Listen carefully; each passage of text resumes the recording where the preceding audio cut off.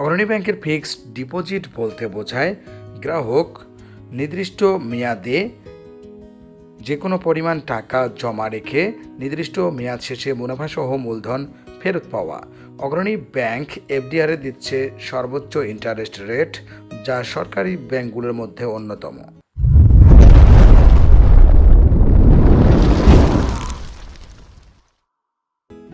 অগ্রণী ব্যাংক এফডিআরে সরকারি ব্যাংকগুলোর মধ্যে সর্বোচ্চ ইন্টারেস্ট রেট দিচ্ছে।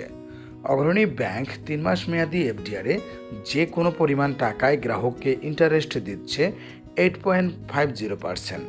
6 মাস মেয়াদি এফডিআরে যে কোনো পরিমাণ টাকায় গ্রাহককে ইন্টারেস্ট দিচ্ছে 8.75%। 1 বছর, 2 বছর ও 3 বছর মেয়াদি এফডিআরে সর্বোচ্চ ইন্টারেস্ট দিচ্ছে 9%। অর্থাৎ এফডিআরে অগ্রণী ব্যাংক সর্বোচ্চ ইন্টারেস্ট দিচ্ছে 9%।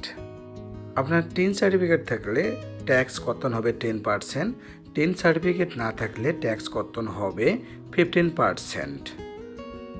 অগ্রণী ব্যাংক এফডিআরে সর্বোচ্চ ইন্টারেস্ট দেওয়ার পাশাপাশি গ্রাহকের জরুরি প্রয়োজনে 1 বছর মেয়াদি ডিপোজিটের বিপরীতে এসওডি লোন দিয়ে থাকে। 1 লক্ষ টাকায় 3 মাস মেয়াদে 10% ট্যাক্স কর্তন করা হলে অগ্রণী ব্যাংক গ্রাহককে ইন্টারেস্ট দিয়ে থাকে 1912 টাকা। 15% ট্যাক্স কর্তন করা হলে 1806 টাকা। 1 লক্ষ টাকায় 6 মাস মেয়াদে 10% ট্যাক্স কর্তন করা হলে 3937 টাকা। 15% ট্যাক্স কর্তন করা হলে 3718 টাকা। 1 লক্ষ টাকায় 1 বছর মেয়াদে 10% ট্যাক্স কর্তন করা হলে 8100 টাকা। 15% ট্যাক্স কর্তন করা হলে 7650 টাকা। 10 লক্ষ টাকায় 3 মাস মেয়াদে 10% ট্যাক্স কর্তন করা হলে গ্রাহককে ইন্টারেস্ট প্রদান করে 19120 টাকা। 15% ট্যাক্স কর্তন করা হলে 18060 টাকা।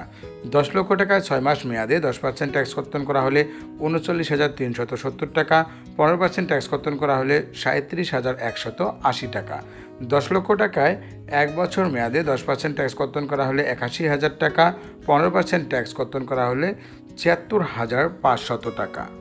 অগ্রণী ব্যাংক এফডিআরে সর্বোচ্চ ইন্টারেস্ট দেওয়ার পাশাপাশি ডিপিএস ও মিলিয়নিয়ার ডিপিএসে সর্বোচ্চ ইন্টারেস্ট দিচ্ছে।